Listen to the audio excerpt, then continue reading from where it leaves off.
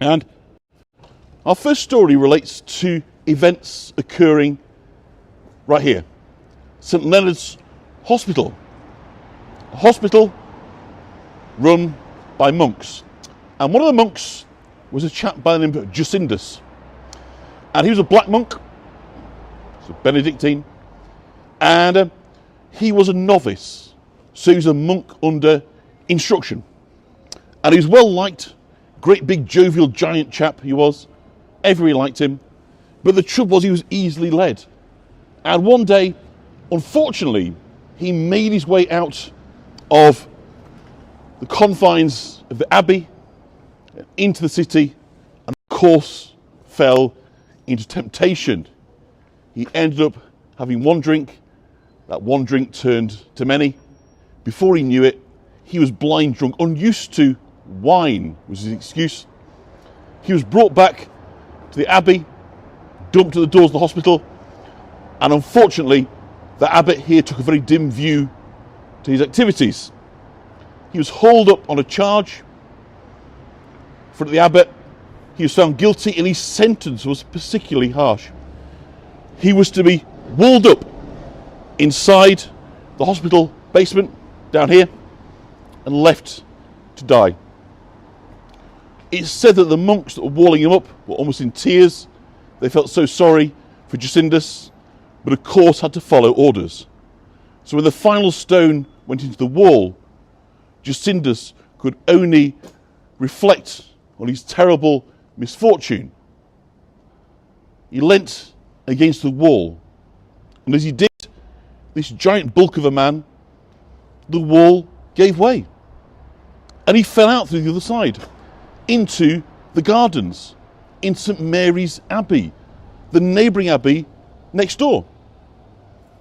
Now, nobody knew Jusindus, nobody recognised him, so they assumed he must be a new novice, and they took him in arms, and he soon became a very popular member of St Mary's Abbey fraternity.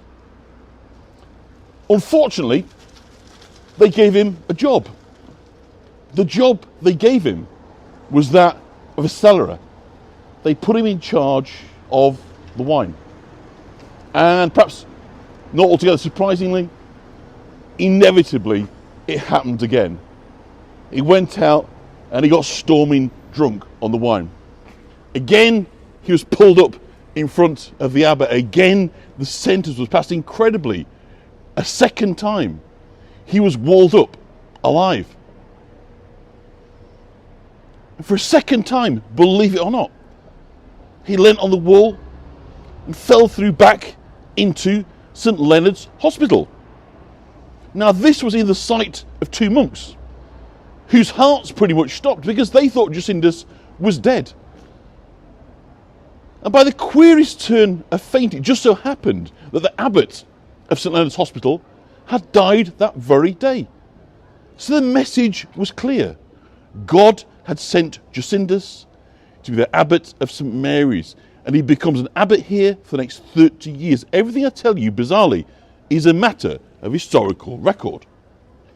But that's not quite the end of our story, because by and by, Jusindus died and passed over, but he never perhaps left his habit behind. Maybe his temptation, his weakness for alcohol was just too much for an automatic place in heaven. And so it's said that the black monk inhabits the gardens. It wanders on a night, frequently seen, and if you were to wander in there with a bottle of wine, you are very likely to meet and make friends with the black monk Jusindus. So there we go. Our first story of the evening, looking suitably, beautifully illuminated. And God does work in mysterious ways. And so the weird thing about that story is it is all kind of written down, which is great. So welcome to our tour this evening. And welcome to Hallowtide. You know, instead of saying Halloween, that was for last night, but it's one of the world's most famed festivals. And of course, it's widely celebrated across the continents. And what not everyone realises is it's part of a 3-day celebration in the Western Christian culture. The first day of All Hallowtide, of course, All Hallows Eve, and the Hallows are those that are sainted. It's the hallowed ground, as I say. So All Hallows Eve, or Halloween. Today, the 1st of November, is All Saints' Day. So it got to a stage, there were so many saints, there wasn't enough days left for them. So around about the 8th century AD, they created All Saints' Day, so all the other saints could have a day to be celebrated. So All Saints' Day, we celebrate the departed saints. And tomorrow, the 2nd of November, is All Souls' Day. So 3 days, All Hallows Eve, All Hallows Day, All Souls' Day, come together to form the Christian festival of Halloween.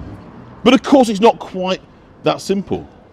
Amongst it, we have very much the seeds of Samhain, you may have heard of, a pagan festival that again dates from similar periods, at least 1,000, 1,500 years old, possibly much, much older, where there's a belief system that on All Hallows Eve, but also Midsummer Night as well, that the veil becomes incredibly thin between this world and the next, and spirits can pass through, and that wandering souls could consume the living and pull them into their walking hell.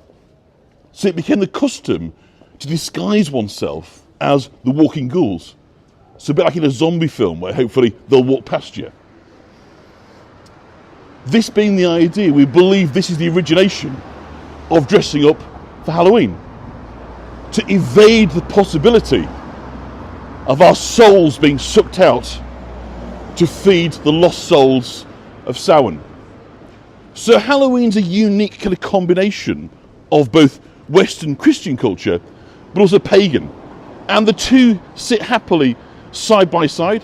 So pretty much no matter what it is you believe or what you're into, Halloween can work for you.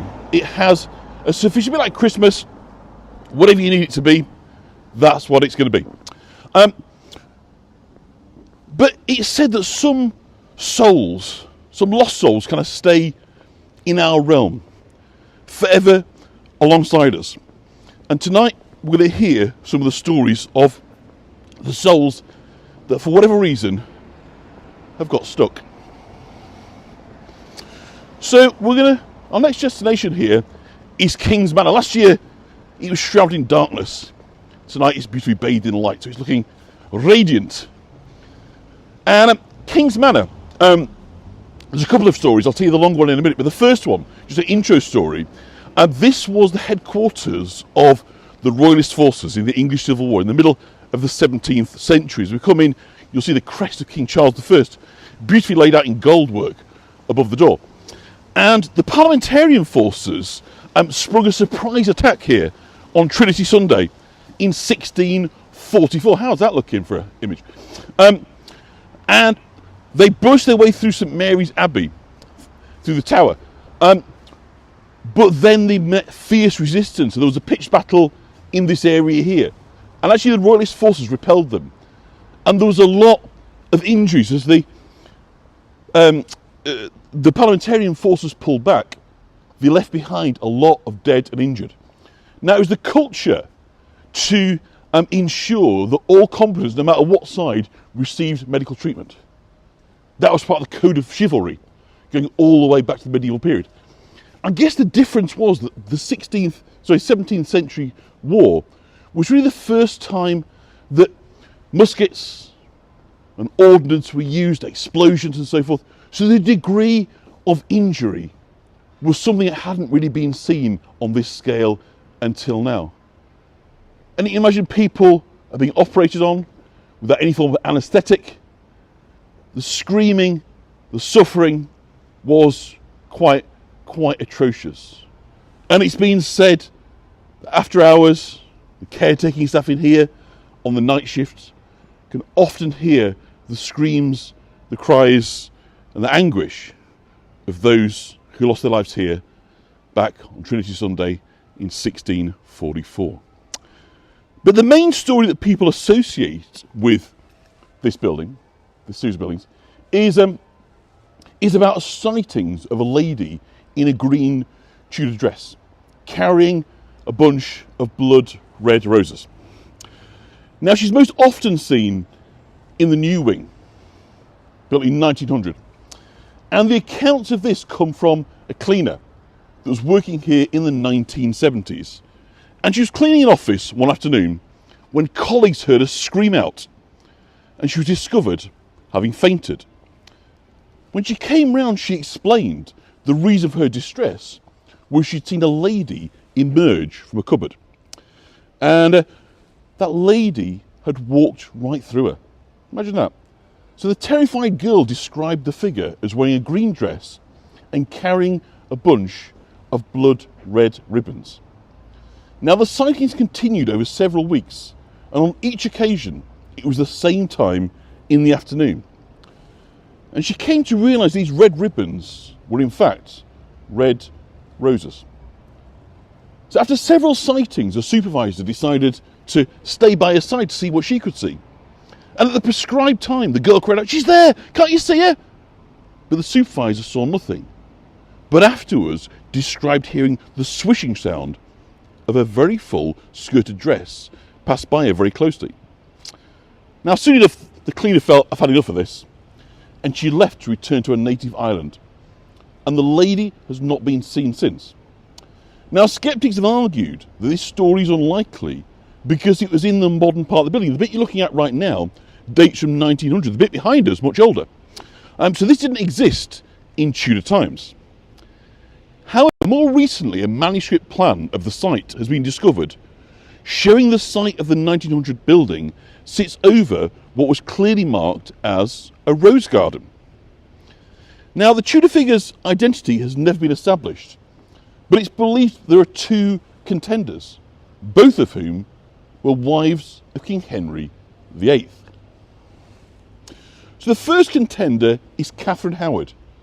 So she's wife number 5. She marries a middle-aged Henry as a teenager and travelled with him on his visit to York in 1541. They stayed here in this building. And it's while she was here, it's thought she's begun an affair with a young courtier by the name of Thomas Culpeper. And when their affair was discovered, they were both captured, put on trial and beheaded. So could the maid have seen a vision of Catherine clutching a bunch of red roses on her way to a secret meeting with Culpeper? Could it be that as the minutes ticked by and Culpeper didn't arrive, Catherine began to imagine and then recognise that something terrible had happened to me, had gone very, very wrong? Does it capture her in this moment of trauma, of panic, of realisation she'd been discovered? Is that what we see on repeat? As she flees from the rose garden, presumably tries to establish an alibi for herself being elsewhere. Could that be the sighting? Or possibly, could it be Anne Boleyn, Catherine's cousin? Now, you may not be aware of this, but apparently Anne Boleyn was secretly engaged to Lord Percy, the future Earl of Northumberland, before she married King Henry VIII. And it's recorded that in 1523, as a teenager, Anne Boleyn had fallen madly in love with Lord Henry Percy. So he's later the 6th Earl of Northumberland. They had a kind of semi-secret romance, all carried out in this kind of this compound. And it's said that Lord Henry's father basically disallowed the relationship. They wanted somebody with better status than the Boleyn girl. They wanted him to marry into a dynasty, not a wannabe. So the heartbroken lovers were forced to go their separate ways. Hello, Tom from Krakow. Now, jump forward to 1536. Anne is under arrest. She's going to be charged with treason. Henry is casting round for reasons that he can put and basically deliver across the death warrant. And infidelity, even prior to a marriage, is one such charge. If it can be proven that Anne Boleyn was not intact on a wedding night, that in itself is enough for high treason. So consequently, Percy is leant upon. If he will oblige Henry, give him a sworn statement to say that he and Anne had laid in a bedchamber together that would give Henry what he wanted. It must have been very tempting for Henry Percy, but his love for Anne held strong. He refused to be embroiled in it. He risked the ire of the king, but kept his faith with Anne. He refused to testify. It wasn't enough, though. They found evidence from elsewhere. She was taken to the block and executed. So perhaps the lady in green with the red roses is really Anne, returning to York in search of happier times and to show her gratitude to a lover that stayed true to her to the very end. So there we go. A few good stories to get us going tonight. Hope you're enjoying this. She becomes a queen. Yeah, way better status. Absolutely, yes, she didn't do too bad, did she? But it didn't end too well for her, unfortunately.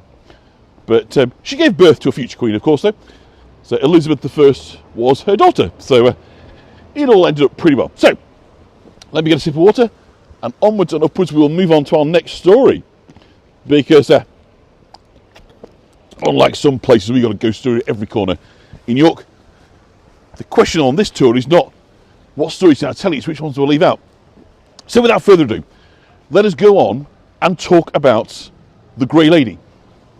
So, the spectral apparition of a white lady, often the victim of some terrible tragedy or wrongdoing, has kind of been an enduring concept in ghost lore around the world for centuries. But not all ghosts wear white, of course. And that brings us to our next tale here from York. Coming into your view is York Theatre Royal. Now, the Theatre Royal has been located on this spot since 1744, but its resident spirit is a good deal older and one of the most famous ghosts in England. The Grey Lady. Now, there's several versions of this story, but all agree that the Grey Lady was a nun. Theatre Royal was built on the site of a medieval convent. Now, some say her crimes were against religious orthodoxy, that she was a heretic or a witch. Others claim she broke her vows of chastity and was conducting an affair with a local man and had fallen pregnant. The story goes she was expelled from her order and disgraced. Her lover deserted her and she was shunned by her family, and alone and desperate she took her own life. However, the most commonly told version of the story is that the young nun claimed she'd been visited by an angel, and that when she told her superiors, they were so angry that she was sentenced to be walled up alive. And whilst this is said to have happened centuries before the Theatre Royal was built, the location of her bricked up tomb is said to be in and around the dressing room behind the dress circle. The dress circle, of course, is the first level upwards. Now, many occupants of the dressing room have mentioned a strange sensation of being watched whilst they prepare for performances, whilst others have spoken of a lingering coldness that just comes on suddenly from nowhere. Many actresses have been given this dressing room, have asked to change to another for reasons they can't adequately explain. But the most common sensation has been reported by backstage staff wearing headphones to communicate with one another. The same words over and over again in their headsets. A woman's voice saying, "Let me out. Let me out." And those that have seen her in the dress circle describe her as very tall, wearing a long, flowing grey dress with incredibly long arms and fingers. So, ladies and gentlemen, the Grey Lady of York Theatre Royal. So tales of ghosts and ghost sightings can be found in almost kind of every culture and across the millennia. And as soon as kind of we developed the written word, if you like, or even its symbols, people began to set down their beliefs regarding the afterlife and those who sometimes returned from it. Now, why some spirits seem unable to rest in the hereafter is a question just as old as the appearance of ghosts themselves. If we think about it, of all the humans that have ever lived, only, somebody get across without getting run over, only kind of a fraction of them are alive today, right? So wherever we are, we're in the presence of people, hundreds of people, that have passed away around us. So our next story is about a man who haunts his old place of work.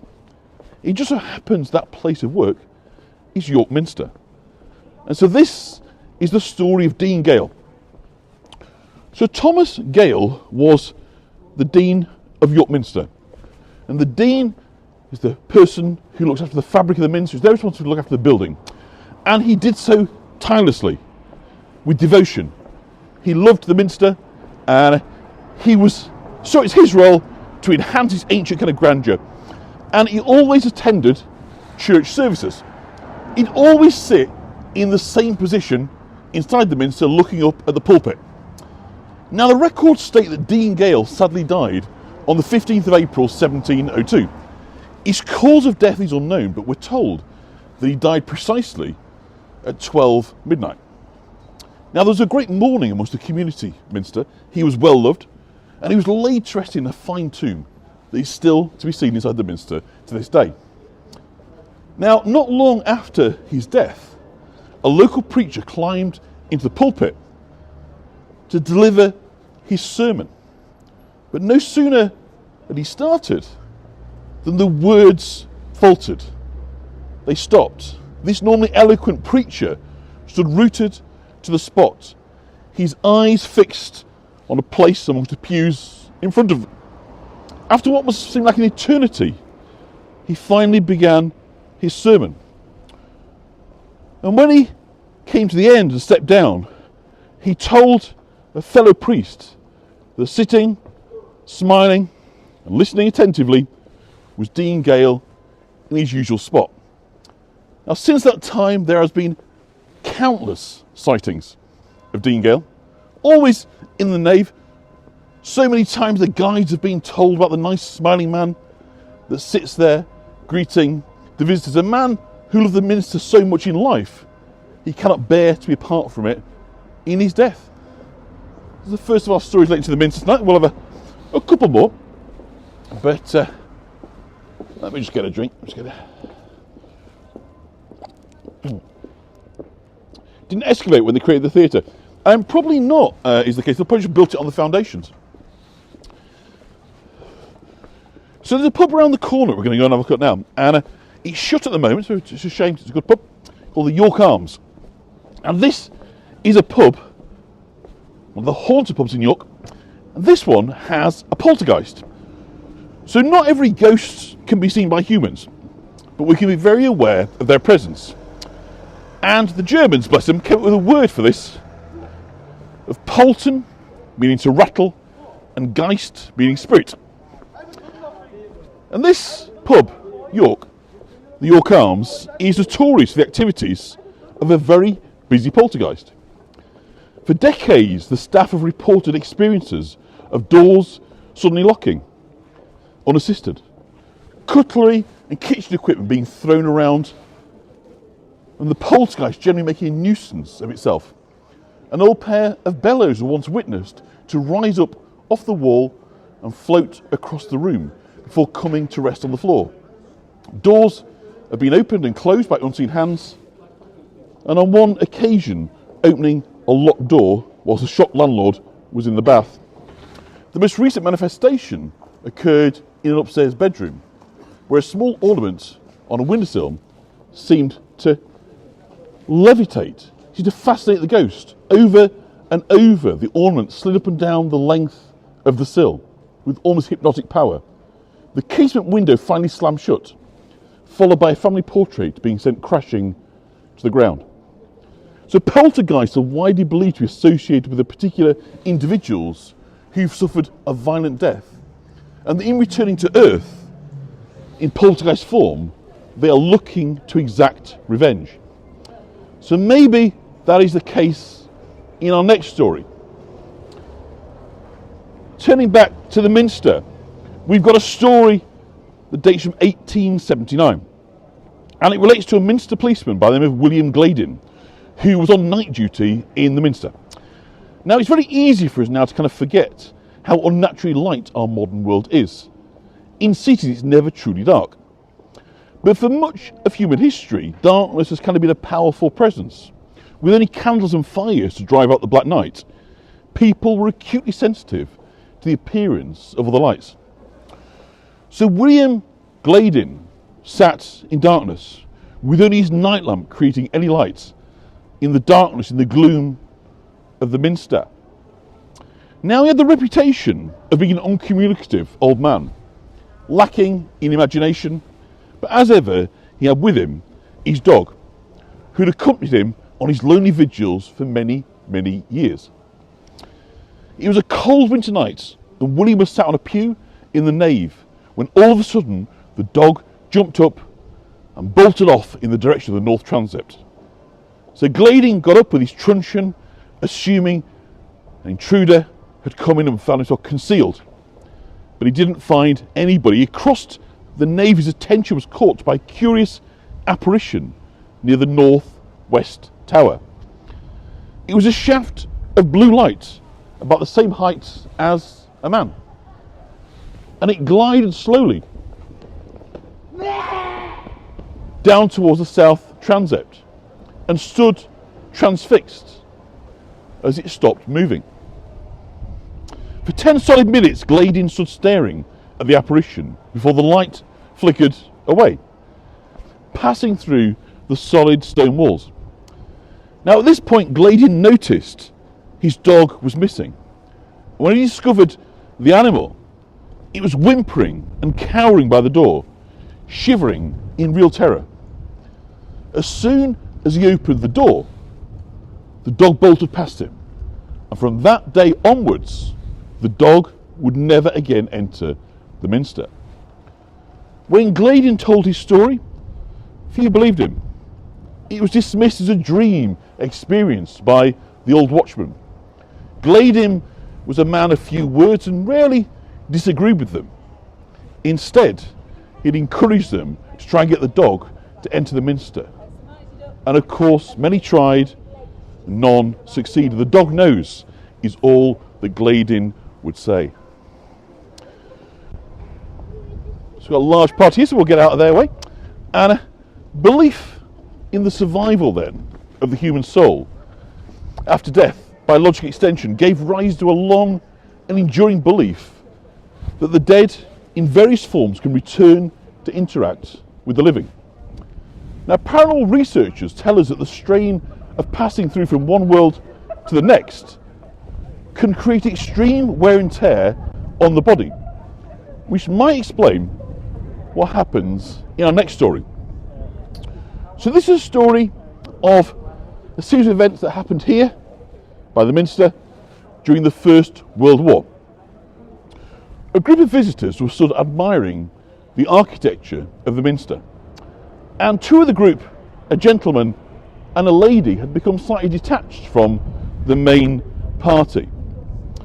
And as they stood looking up at the stonework, they noticed an old man in full naval uniform was walking towards them. The woman felt that she recognised the sailor, but she couldn't place him. But as he approached closer, she became more agitated. The figure approached them, walking slowly, and when he reached the lady, he said in a low, barely audible voice, "There is a future state." He then turned on his heels and he walked away and disappeared instantly into the crowds. The lady's companion wanted an explanation, but despite his search, they could not find the old sailor. So by the time he returned, the lady had regained her composure. She explained that both her and her brother were fascinated with the idea of life after death. As teens, they made a pact that whichever would the one to die first, if they could, they would come back and visit the other and tell them about life after death, life on the other side. And at that moment, the lady knew that her brother serving in the Royal Navy had died during the war and had come back to fulfill the pledge. Her companion dismissed it. After all, this was an old man, not a young man. But soon enough, the telegraph arrived. Her brother had been on board a ship that had been shelled and was lost and gone down with all hands. The timing specified in the communique tallied precisely with the experience and the encounter outside the Minster on a warm summer's evening.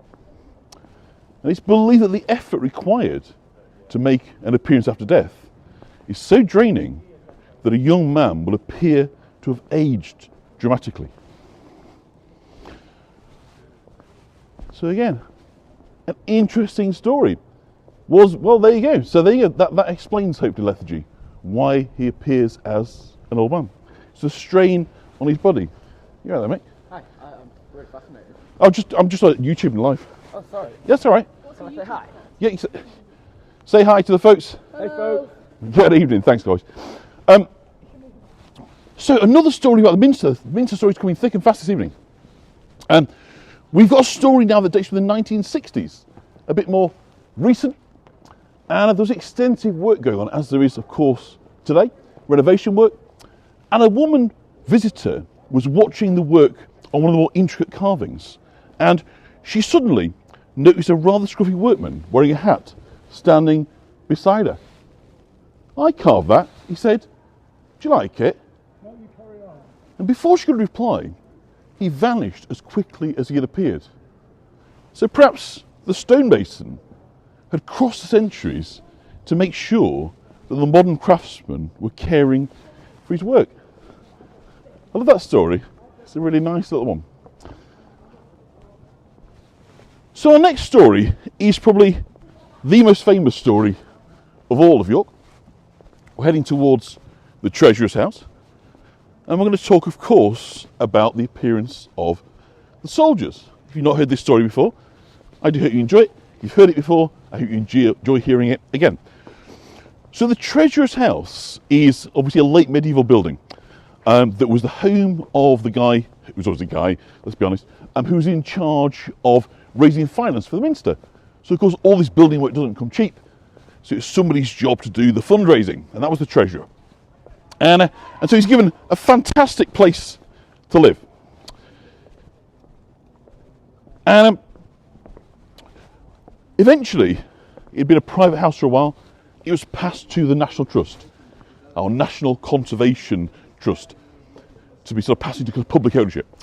And before they could open up this building to allow it to be, used on a kind of frequent basis by visitors, some remedial work was required. And an important part of this was the installation of a new heating system. So a York firm of heating engineers were brought in to basically strip out the old Victorian heating system and put in place something nice and modern and new. So Harrow, and he's digging a trench. And as he's walking away in the gloom, he begins to hear music.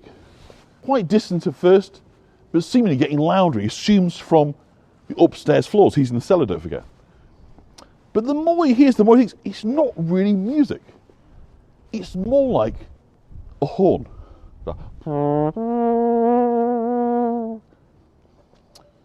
So what could it be, he thought. So suddenly, from out of the gloom, he sees a soldier. A soldier has appeared. But it's not a soldier in modern combat fatigues. This is a man in armour, wearing a helmet with a breastplate, with a spear and a sword and a shield.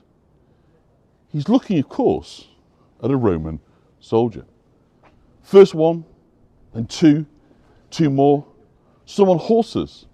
There appears to be a column of Roman soldiers that are marching in front of him through this dark cellar. He's terrified. He pulls back into, as far as he can, into the darkness as this spiritual column walks past him. He's terrified. He's looking for a way out. And so as soon as there's a break in the soldiers, maybe he's seen 8, 10, 15, he doesn't know, he shoots out and he bombs upstairs. And he gets onto the first landing and he bumps into the caretaker. And the caretaker says to him, "You've seen the soldiers." The caretaker knew this was not the first time the soldiers had been witnessed. So he was deeply traumatised, was young Harry Martindale, 18 years old. He ended up taking 6 months off work to recover from his ordeal. But by and by, his condition improved. He talked about it. Talk therapy would call it these days, right? But that's how he managed to get through this. And finally, he was encouraged to talk to some historians about what it was that he'd seen. And so he described in detail for them the soldiers, their equipment, their dress, everything about them. And when they'd heard him, they said, "We don't know what it is you've seen. We don't think it's the Romans. It simply doesn't seem like it tallies up. It doesn't seem the descriptions are what we know to be the case of these Roman soldiers." And that really was the end of the story. It in effect had been discredited. It was believed that he'd simply seen too many movies. He was attention seeking. He was out for attention. And people, by and large, dismissed the story from that point onwards. However, there was an interesting codicil at the end of this that happened about 20 years ago. There was some research being done up at Hadrian's Wall, and information was found relating to, up until that point, an unknown group of auxiliaries based here in York, who, when they went through the descriptions, it was found tallied precisely with what had been described by 18-year-old Harry Martindale. So for those of us that are sceptical, what are ghosts? Do they exist? Are they really amongst us? To dismiss this story, we need to explain how it was that an 18-year-old apprentice could describe in detail this column of Roman soldiers that historians didn't even know existed for another 20 years. So hopefully that buffering will address itself as I kind of come round this corner. It obviously hit a bit of a dead zone. I am very much here, so do stay with us. I'll tell you what we'll do. Let's try and go out and come back in again.